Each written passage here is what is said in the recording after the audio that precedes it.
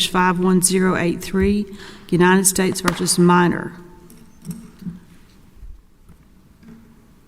Mr. Hennies?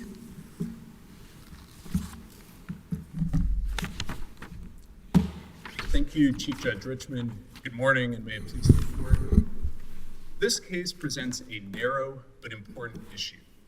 Does the definition of controlled substance in the career offender enhancement incorporate the federal drug schedules in effect at the time of sentencing or at the time of a defendant's prior conviction? Has the Supreme Court granted cert on this issue? They have not, Judge Duncan. A cert petition is pending in the Third Circuit's decision in Lewis, but this particular issue has not had cert. I thought I read in one of the briefs Jackson from the Eighth Circuit, cert had not been granted in that case? There's a Jackson case from the 11th Circuit involving the ACCA. It's a similar timing issue as the issue here, but it will not definitively decide. So the circuit split, current circuit split on time of conviction versus time of sentencing has not been granted by the Supreme Court? I think there are two similar issues under two different regimes. The ACCA issue has been granted cert, but our issue here under the career offender guideline in the sentencing guidelines, that has not been granted. Okay, all right. I'm glad I asked because I thought we would just be waiting for the Supreme Court to resolve the issue. But so there's an existing circuit split on time of sentencing versus time of conviction on this issue, career offender. But there's pending cert petitions, but SCOTUS hasn't granted one of them. That's right. Okay, thanks. Thank you. And I think to put a little, there's a 3-3 circuit split on the issue that we have here, but I think to paint a little fuller picture of that circuit split, there's an underlying circuit split there, and that's whether we can define controlled substance by looking to federal and state law, or whether we define it by just looking to federal law alone. And on that particular issue, this court has taken a position. In Gomez-Alvarez, this court has said we look to only the Controlled Substances Act to define controlled substances under the guidelines. And on our circuit split, on our timing issue here, every single circuit that defines controlled substance in the same way has adopted a time of instant offense rule. They look to the current version of the Controlled Substances Act. It's the circuits that have diverged from this circuit and said you can look to either federal or state law that have adopted the government's time of prior conviction rule. And a time of sentencing rule makes sense because it's consistent with the plain text of the guidelines. What text are you talking about? Both the Sentencing Reform Act and the guidelines. If you could just point me to the text. So yeah. I know, because you make a plain language argument. That's, as I understand it, that's your principal argument. We have to follow the plain language. Fine. That's a good principle. So what is the language that we have to follow? In both the Sentencing Reform Act and the guidelines, 18 U.S.C. 3553A4A2 and Guidelines Section 1B 1.11a instructs courts to apply the guidelines in effect at the time of sentencing. Well, sure, but 4B 1.1, the career offender guideline, which is what I thought the more specific guideline was that we're applying, says the Part 3, A3, the defendant has at least 2 prior felony convictions of either a crime of violence or a controlled substance offense. So the plain language there points me back in time to a prior conviction of a controlled substance offense. So why doesn't that mean, the plain language, mean that we look at the time of the conviction, the prior conviction, what was the controlled substance offense at that time? So I think there are 2 discrete issues going on, and it relates to how this court applies a categorical approach. At step 1, we need to look at what was the prior offense, and we agree that that is a backward-looking analysis. The fact of conviction, the elements of that conviction, what the punishment was for that offense. Those are certainly all backward-looking, but that plain language says nothing about what the current legal significance of those prior convictions are. So let me see if I understand your argument. I understand the categorical approach here. So let's say at some point the controlled substance definition was changed such that the crime now excludes marijuana, now excludes hemp, right? So that's this case. So let's say that you have 2 defendants who are arrested at the same time. for doing the same crime, and they have exactly the same 3 prior drug offenses in their past. And let's say further that the definition, the federal definition, was when it was effective November 1st, 2018. So one of those defendants is sentenced on Halloween, October 31st, 2018. And so under your argument, I think, that person would be a career offender. Now, the second defendant, just by pure happenstance, is sentenced on All Souls Day, November 2nd. All right? 2 days after Halloween. And he is, by your argument, not a career offender. So the first one, the Halloween guy, is a career offender and he gets the enhancement. The All Souls guy, he's not. Is that right? Is that what the law is in your view? That's right, and I think that is Okay. just a natural consequence of applying the guidelines at the time of sentencing. But you see my point, though, that I hope the sentencing, when the sentencing occurred, is arbitrary almost. It's pure happenstance. I agree, Judge Duncan, that it is arbitrary, but Congress has, there's always going to be sentencing disparities when the law changes. And so Congress has very clearly set out the time of sentencing is the place that we look at. No, So well, the any- Congress has not set that out. That's what we're trying to determine, what the implications are of reading the guidelines. And I'm just saying that consequence of your argument, and I understand you won on this argument in at least 3 circuits, and so there's nothing wrong with making this argument. I'm just saying the consequences of that argument that I just pointed out, to me, are intolerable and would be a reason not to adopt the time of sentencing principle. But Judge Duncan, anytime the guidelines themselves are amended, it's just a natural consequence that the person that's sentenced the day before the amendment is sentenced under the prior version of the guidelines, and the person sentenced, Well, the day and the after district court still has authority to not follow the guidelines, has to consider the guidelines, but can certainly go up and down, right? Yeah, That absolutely. This doesn't change that. Absolutely, Judge Haynes. The career offender enhancement is not the only tool we have for dealing with recidivists. You can consider the whole record. These convictions still counted towards my client's criminal history, and put his, And criminal- so the district court, as long as they're within the statute's lowest and highest,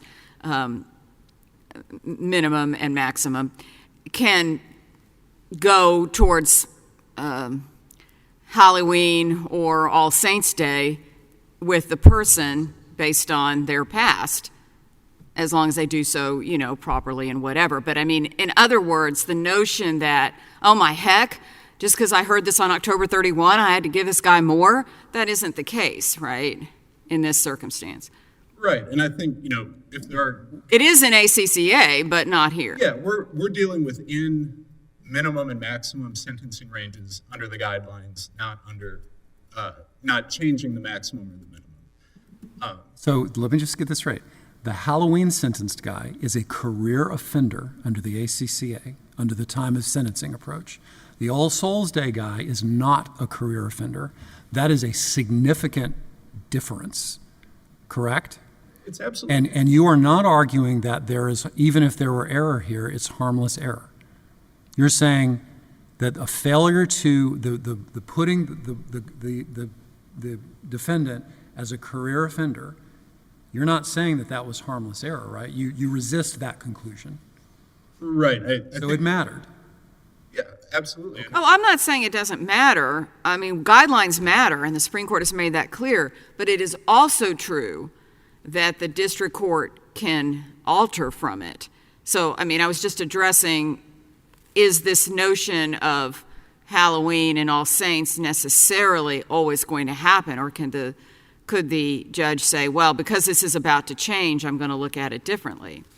I think that's absolutely true. I'm sure if the guidelines are about to change, that the defendant sentenced on Halloween, hopefully his, defense attorney will say, there's this big change coming up. We ask you to consider it and vary. What is the difference in the range between a career offender sentenced and a non-career offender? In this case, it was huge. It more than doubled minors' range. So if the district court on Halloween said, you know, I like the time of sentencing approach, and this co-defendant is going to be sentenced on All Souls Day, and he's not going to be a career offender, I don't think that's fair, so I'm going to sentence this person outside the range that would normally apply to a career offender, totally outside. That would not be reversible error? I guess, are we talking about procedural reversible error in calculating the guidelines, or a substantive reasonableness reversible error? Because those two things Would he commit procedural error by refusing to sentence him within the career offender enhancement? I don't know if I'm... Okay, maybe I'm not. I'm sorry, asking, I'm not quite, I'm not asking it well. I'm intrigued by the idea that even though somebody is a career offender, the district court could vary downward from that and sort of solve the problem of inequity between the two persons who are being sentenced? That's the district court's responsibility in every case, is to calculate the guidelines and then look at all of the factors and determine what an appropriate sentence is in that particular case. And if they think that a defendant's criminal history is underrepresented or overrepresented, they can vary on that basis. But these kind of disparities are just always going to happen when the sentencing guidelines are amended. If you follow the time of sentencing view, which 3 circuits have rejected. Right, but the government's view has its own disparity with state offenders who are convicted of marijuana offenses. If someone got convicted of Texas marijuana conviction on Halloween, and if another Texas defendant got convicted of marijuana on All Saints Day, All Souls Day, those two would be treated differently. One under the government's time of conviction, we look to the federal comparator statute. So the one convicted on Halloween would count towards a career offender enhancement, and the one convicted on All Souls Day would not count. So I think, this judge actually went below the career offender guideline. Absolutely. So it can be done. Why isn't this harmless error then? Because there's no indication that if the judge had considered the actual right guideline range, that he would have imposed the same sentence. Okay, so the classifying the guy as a career offender then made enough difference to where you're resisting the conclusion that it was harmless error here.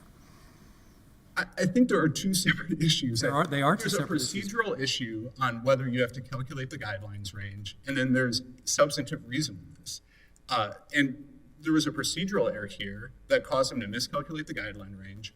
We have no idea from the record as it exists what this district court would have done if it had the right guide. If it had said, all right, 121 to 151, what am I going to sentence him to in this scenario? Maybe I'll just go top of the guidelines instead of varying upwards. We don't know that. That's a heavy burden. And for harmless error, the government has, it's a rare case, and this is just simply not that rare case. Yeah, if the district court said, even if I applied the 121 to 151, I would still give the 180 months. That's when we say it's not it's not a problem because the procedural error is harmless. But when the judge does look at the guidelines and says, I'm going to go below these guidelines because they're too high, but doesn't say, but I want to go above the other guidelines because they're too low, then that doesn't tell us that the judge was not relying on the... I guess if you could just, my basic conceptual problem with the time of sentencing approach is that this career offender provision is obviously a recidivism provision. Mm-hmm. If the offender is a recidivist, he becomes, that's what a career offender is. He's a recidivist. So we're necessarily looking backwards and saying, have you been committing crimes in the past? Simple. And so that not just suggests, that strongly implies that we look back to when he was convicted of these prior convictions and we look to the law at that time.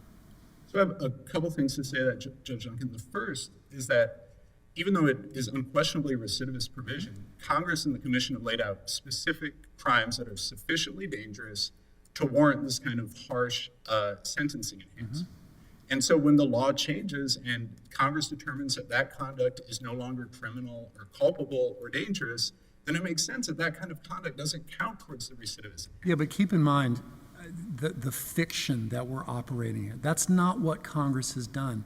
What Congress did is remove hemp from the definition, and nobody thinks that this case is about somebody who had hemp.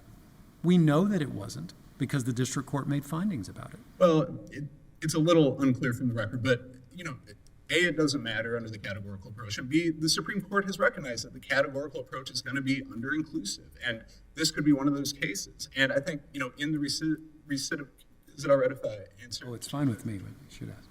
Is it okay if you? Yes. And in the, recidivism enhancements are not meant to punish that prior conduct. They're meant to determine at the time of sentencing now, is this the kind of conduct that we need to impose substantial additional incarceration for?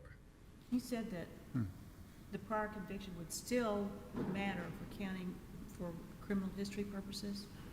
Yes, Chief Judge Richman. In this case, And what section of the guidelines do you rely on for that? I think it's subpart 3 that involves calculating criminal history. I don't know the exact. So it's an offense, it's a conviction for that purpose, but not for the other. Well, it's still a conviction. I think so. There's two things at issue, and it's this historical facts and the current legal significance. And so the historical facts are locked in. I'm just trying to. Yeah. I haven't looked at that guideline provision. I'm just wondering what language in there that makes it different. That just looks to prior convictions, and there's no categorical approach involved. There's no comparator federal statute that we have to look to see if it qualifies.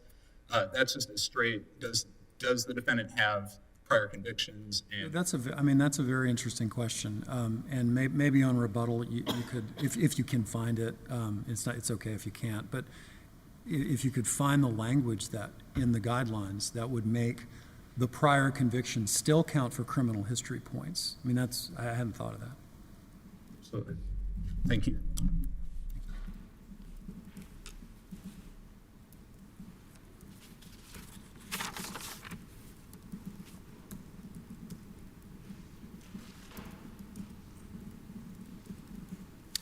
May it please the court, Ethan Sachs on behalf of the United States. The district court correctly applied the career offender enhancement under section 4B1.1 of the guidelines. That decision was correct for a few reasons, but I'd like to start with where we just laid off, which is actually the text of 4A1.1, which is the section in which the guidelines in which the court looks to the defendant's criminal history. And the text there instructs the court to add points for various previous offenses. And 4A1.1 subsection A says add 3 points for each prior sentence of imprisonment exceeding 1 year and 1 month. Subsection B says prior sentence of imprisonment of at least 60 days. So we think that is very telling because the guidelines there use very much the same language as they use in 4B1.1, which is the guideline specifically at issue in our case, and that's prior sentence of imprisonment, and in 4B1.1, it's prior felony convictions. We think in both of those instances, that's a backward-looking question, as Judge Duncan mentioned before. Further along those lines, 4B1.2, so moving the other direction in the guidelines, but still right next door, defines prior felony convictions, and it does itself looking backwards, and it says that term means the defendant committed the instant offense of conviction subsequent to sustaining at least 2 felony convictions of controlled substance offenses. So we think together those 3 textual points are irrefutable that the inquiry here is backward looking, which of course, as we've been discussing today, makes sense that this is a recidivist enhancement, and what the court is doing in sentencing the defendant and analyzing whether the career offender enhancement applies is looking backward. That's by definition what a recidivist is. What is your response to the argument that in this circuit we tether the definition of controlled substance offense to the federal definition, whereas other circuits have not, and that explains the divergence? So I think what that issue really comes to play in Lewis, which is the Third Circuit decision, which takes a time of conviction holding. And what it says there is it's distinguishing its decision in Lewis from the Third Circuit's decision in Brown, which is the ACCA context in which it applied a time of sentencing rule. And it's distinguishing the ACCA from the guidelines that the ACCA has an explicit cross-reference to the Controlled Substances Act. And it said, and the court says, Judge Hardiman's unanimous opinion said, in that context, it may make sense to look at whether the federal drugs schedule has changed. But in the guidelines, there is no explicit cross-reference. It is true that this court has looked to the Controlled Substances Act to define, we're not denying that in the past, but it's very different when the text of the Armed Career Criminal Act explicitly cross-references the Controlled Substances Act versus the guidelines, which does not. In fact, it later says state or felony conviction. It doesn't tie it to the Controlled Substances Act. Can I ask a more basic question? Please. Have you conceded that when the hemp was taken out of the Controlled Substances Act that covered, provision that covered marijuana, that is no longer, we can't parse out between hemp versus, is that a means versus an elements issue or what?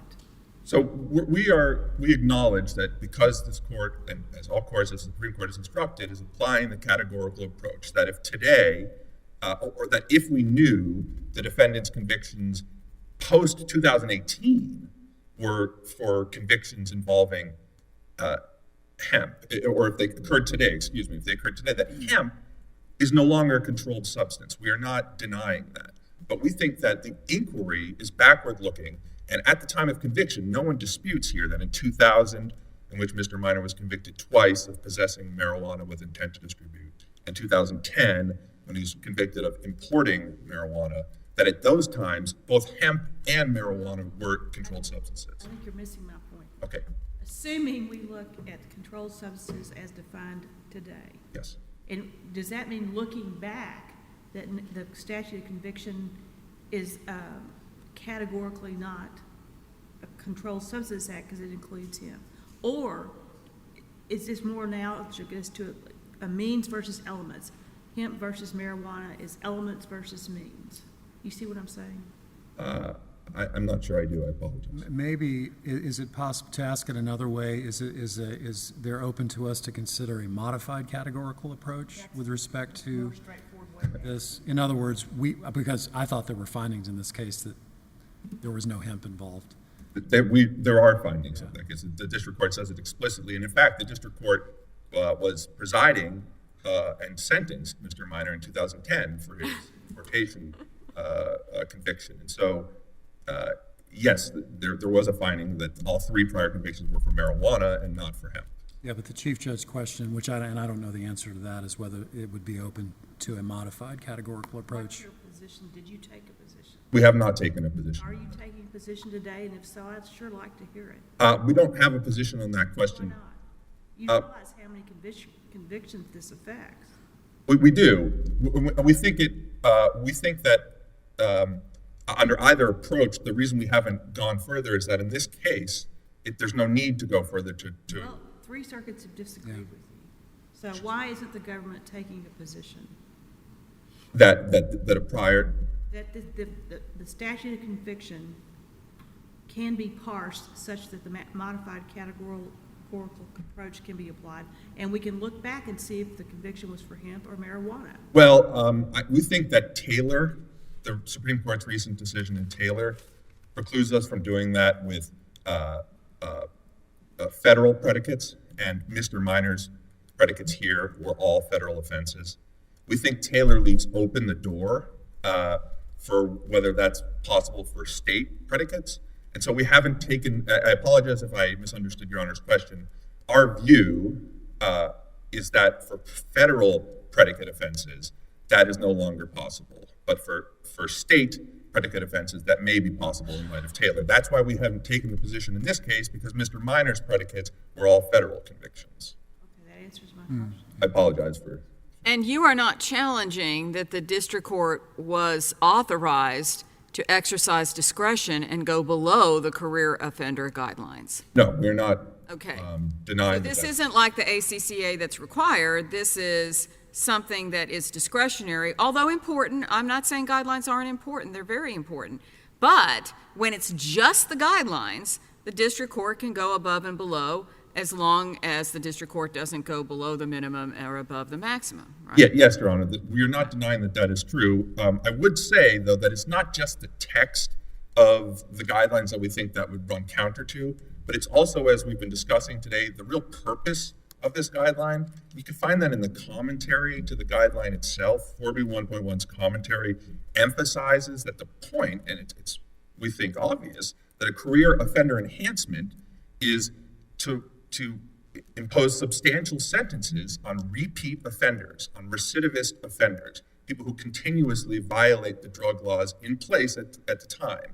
And that is what the career offender enhancement was meant to do. I mean, to flip it from what we have here, had this been somebody sentenced after a 2018 conviction, let's say down the road, because I realize those were long sentences, but the court could say, well, I realize that's no longer considered, marijuana because of the potential of hemp or whatever, but you have just committed too many crimes. I'm going to go up. So here again, had the guidelines been the 121 to 151, the district court absolutely could have gone to 180 or 262 or whatever, again, as long as it doesn't go over the maximum sentencing under the statute, right? Yes, we acknowledge that that is true. So, I mean, this notion of addressing your past, while I think it's important what's in the guidelines, I'm not taking away from that, also is for the district court to analyze that more deeply. Sometimes the conviction someone had was a little bit flaky, if you will. Sometimes it's not part of the guidelines because it was so long ago, but it shows that this person didn't learn from that and so on and so forth. So the district court has to look at, I've actually sat as a district judge briefly and done some sentencing, and it is quite a variety of things you have to look at. Again, taking a look hard at the guidelines, but not being bound by them. Yes, Your Honor. And our argument is not that the district court is bound to issue a decision within the. No, I know. I was just addressing sort of the question. Sure. I would just say one thing in response to that, if I would.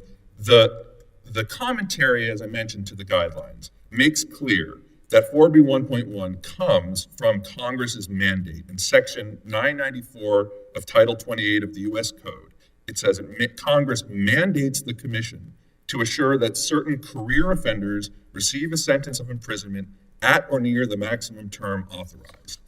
And we think it would just flout Congress's intent there in instructing and mandating the Sentencing Commission to create 4B1.1, to have this career offender enhancement, to just say, well, in some cases, it'd be possible that it didn't apply. We think it's clear that in cases like this, that is what Congress intended, and that's what the Sentencing Commission intended with the language it chose. If the time of sentencing approach is the right one, which some circuits have said, but we have not, what is the meaning of the word prior, P-R-I-O-R, prior, in 4B1.1A3? What meaning does it have? I do not have an answer to Your Honor. That is part of why we think it must be a backward-looking. I mean, prior felony convictions, but at the time we couldn't know, because maybe at the time of sentencing, the definition of controlled substance offense will have changed. So prior, I'm not sure what it means. And it doesn't say prior acts. It says prior felony convictions. We absolutely agree with that. We think that prior, and if there were any doubt based on the textual provisions that I mentioned before, which I think control, we think McNeil, the Supreme Court decision, which is most on point, although we acknowledge that involved the ACCA and this involves the guidelines. The language, the Third Circuit and the Sixth Circuit, and unanimous opinions issued recently, have said that the questions there are, in McNeil, is remarkably similar to the question here. And what the text in McNeil was really about was the court interpreting the provision of the ACCA that says 3 previous convictions for a serious drug offense. And what the Supreme Court said unanimously was that that is backward-looking language and that the only way to answer that question was to consult the law that applied at the time of Yeah, but under your approach, if the district court remembered, oh, yeah, I remember this was a hemp case. Back then, you would be convicted of marijuana. I remember that. But, oh, I remember it was a hemp case. Under your analysis, it still would be a career offender Yeah, because guideline. we think the time at which Mr. Minor was Use. convicted. So the fact that Congress has said, oh, my heck, we shouldn't have hemp in there, that's irrelevant because this guy was convicted back then. So the fact that the judge knew it wasn't hemp back then, if he had known it was, if the district judge had known it was hemp, it still wouldn't have helped Yes, Your Honor. your analysis. Yes, we think that because hemp and marijuana were both clearly controlled substances at the times of those prior convictions in 2000 and 2010, and no one disputes that. And we don't think it's remarkable that they would be treated as such because at Can I the ask you what you're doing with Davis convictions? I'm sorry? What are you doing with Davis convictions where they were sentenced, where they were convicted under the residual clause? I'm sorry, I don't have one. You have a prior conviction For, that it wasn't an element of a violent crime. Right. Violence. It was the residual clause. right. And so what are you doing in those, how are you counting those prior convictions? I'm not familiar with that, Honor. I'd be happy to file a letter following I'd up like with to the know court. that too. Okay, I'd be happy to file something. I'm just What not is the aware of government that. doing in those cases? I'm not aware. I'm happy to. I'm not trying to hide it. But you see the issue. I do. I appreciate the question. I'm not trying to avoid the answer. I'm not aware. Don't want to tell you the wrong thing. Yeah, I mean, just thinking off the top of my head, I would think that that decision has been recognized as retroactive on collateral review. That's correct. And so therefore, you could file a subsequent 2255. Yes, that's correct. I don't think the same has been done in this context. Maybe the chief is Some courts asking. are saying, some cases have held, our circuit has held that a guilty plea Oh, right. count, that you can't wipe that off the book. So what do you do with those people? How do you count those convictions? I understand the question. I just don't have the answer before me. I apologize, and I'm happy to follow up with the court. Yeah, and just to get back to the text of 4B1.1, it says 2 prior felony convictions. Yes. So what is the meaning of the word conviction if the time of sentencing approach is the correct one? It would be hard for me again to understand. I think it's it has to be the time of prior conviction for that term to The make sense. conviction happened in the past. That's correct. So it doesn't make any sense to say he doesn't have a prior felony conviction in the past because something changed after that. We agree with that completely. Yeah, I just don't get that. One point I just want to make in terms of the purpose, and perhaps an analogy might be helpful, and that is the laws of our country have changed before, and exactly not the same way, but in Prohibition times, selling alcohol was prohibited. Following the change in the law, we took a different view on that. But that doesn't mean that someone who sold alcohol during Prohibition is not a bootlegger. It's really the same principle at issue here. Is that marijuana and hemp in 2000 and 2010, when Mr. Minor were convicted, were controlled substances offenses. He was convicted of them, so they're therefore prior felony convictions, and we think that really answers the case. If there was any more question, you could look to Supreme Court precedent or the purpose of the guidelines, which we think both align with that, but we think the text resolves it. I mean, the reason there is a career offender provision is because we're interested in people who are like to break the law. They have a problem with breaking the law. And so they show a propensity to break the law. And by definition, that means the law in effect at the time. As Yes. you said, they're still bootleggers. Correct, Your Honor. Even after the 21st Amendment. Correct. Yeah. And we think the commentary to 4B1.1 makes that point very clear. And it's the Supreme Court and this court have said that the purpose of the career offender guideline is to look and to give substantial penalties for repeat offenders. And repeat offenders who are violating the law, of course, at the time of their convictions. Let me ask you this. Let's suppose there was a guideline, a career offender guideline that included burglary, and then it was amended to take burglary out. What would we do under those circumstances? He has a clear conviction for burglary in the past. I think I don't have a definitive answer on that question. I haven't thought about it before, but my thinking is that the logic would still be the same here. In that It's enumerated offense. On October 31, it would be, you would get a career offender guideline sentence for that. November 1, you would not, because it's no longer a enumerated offense under the career guideline or career offender guideline. And in this hypothetical, the defendant was convicted and committed the offense at the earlier And point. you're applying the guideline provision in effect at the time. Right. But we think that if the defendant committed burglary and burglary was counted as one So- of those offenses. Okay,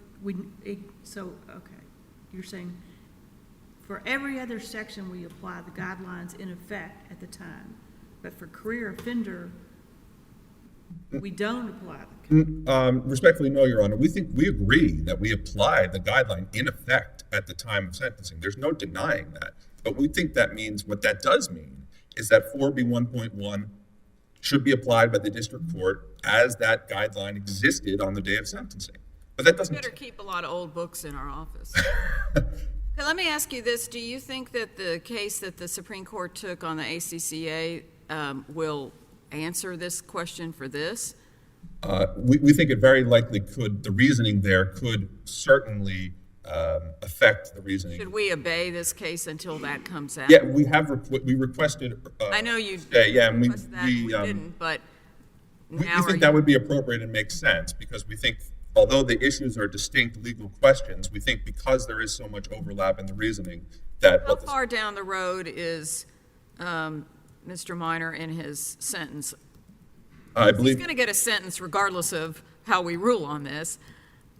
I mean, he still committed a crime now, and I mean, there's still a sentence, so I'm just wondering if we put this in abeyance, does it? I believe he received 180 months. So so he's- I'd have to do the math of. Right, but if he should have received something between 121 and 151, I don't think we're close to that.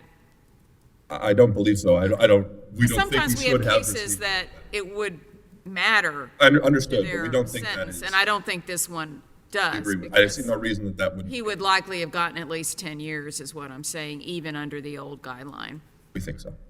under the other guideline, not old. Yes, although other we think guideline. I see. New, I guess, in his view. Sure. Okay. Thank you, Your Honors.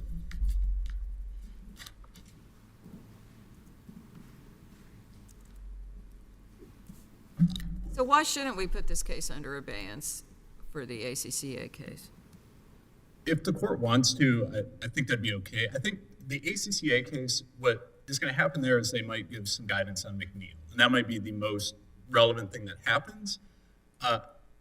The overwhelming majority of this court's sister circuits that have considered McNeil said that it doesn't apply to this issue. It didn't consider this issue, and the ACCA case may take a while, but if the court is inclined to do that. Well, like I said, that's not going to really change how long your client is in prison, because even under the guideline you would have preferred, that's still 10 years, and I don't think he's been there 10 years, right? Right. Under this Absolutely. conviction. Okay.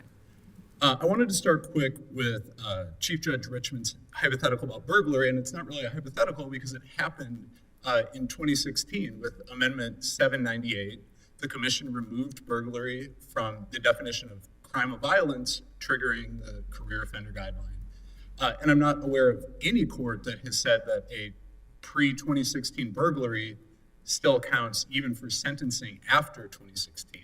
You apply the guidelines in effect at the time of sentence. And with regard to controlled substance itself, it would be exceedingly odd if courts had to apply the guidelines at the time of sentencing, but they didn't use the current definition of a term that is contained in those guidelines. So the most natural reading to give effect to Congress's intent is to look to the CSA at the time of sentencing, which reflects current and updated medical knowledge, scientific knowledge. And finally, the government mentioned Congress's intent here, and the time of sentencing rule gives effect to Congress's intent to change the law, and it gives effectuates Congress's instruction to apply the guidelines at the time. And your argument, I mean, the point of career offender is someone, is recidivism and all that, but not of everyone who's committed a crime. And so we still have to decide what is that crime. And if it's overbroad, it's not the crime that goes in the career offender. I mean, that's what you're saying, right? Exactly. So it's not so much like now we're suddenly not allowing the career offender, it's that you still have to figure out, is someone a career offender? Not just did they commit other crimes, but did they commit the crimes in that bucket? Absolutely, Judge Haynes, and that's the burglary example. It's not enough that they just committed burglary at some time in the past. We need to go to the statute or the guideline at issue when they're sentenced and say, does this qualify? Then on that view, what is the meaning of the word prior in 4B1.1? It means a conviction that happened. We have Conviction noticed that happened for what? for at that time what was a controlled substance offense. We have, again, it's And like it doesn't say that. It doesn't say a conviction for what at that time was a controlled substance offense, but today isn't. It just says 2 prior felony convictions of a controlled substance offense. yeah, and if controlled substance offense and controlled substance at most is undefined, then we should use the fundamental principle that's baked into the guidelines. What is the word prior? So we could erase the word prior and it would mean the same thing. The conviction would still be there. It just no longer meets the statutory requirements or the guidelines requirements. They're 2 different analyses. The categorical approach, you have to take the prior conviction, determine what it is, what are the elements. We're not disputing the elements. We're not disputing the fact of conviction. We're not disputing the length of any sentence. But then you have to go and take the federal comparator statute and say, do these line up? And so it's I not. think that's consistent with giving the man additional criminal history points for the same act. Yeah, because the criminal history does not involve the categorical approach. It's just, does he have a prior conviction? There's no current definition to apply it to. Exactly like a 2015 burglary would still apply to criminal history score, but if we were sentencing someone today under the career offender, that 2015 burglary would no longer apply as a career offender predicate. So one can match one, but not the other under our intent. So I want to end by just saying that the government's time of prior conviction rule leads to a little bit of 2 oddities. It's that conduct that Congress has determined is no longer dangerous would count, but there's also the inverse of that, in that in some circumstances, convictions that Congress has determined are dangerous would not count. And in a lot of cases, the states will beat the federal government to the punch in controlling a substance. And we saw that with the so-called date rape drug, or recently with this designer drug called bath salts. That doesn't create an ex post facto problem? If Not- someone is convicted of something at point A, and then at point B, the law is changed to make that act more serious, and we're going to consider the person a career offender now? That's not an ex post facto problem? No, because the ex post facto, and this is assuming that the law changes before the instant offense, that might create some ex post facto issues under Q, the Supreme Court's decision.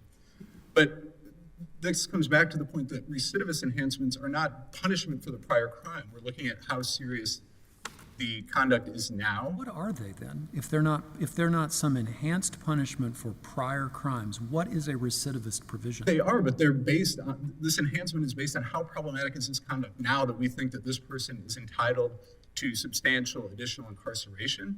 And when Congress has said that the underlying conduct is no longer culpable and no longer dangerous, then it should not apply for purposes of the enhancement. So we ask the court to vacate minor sentence and remand for resentencing. Thank you. Thank you, counsel.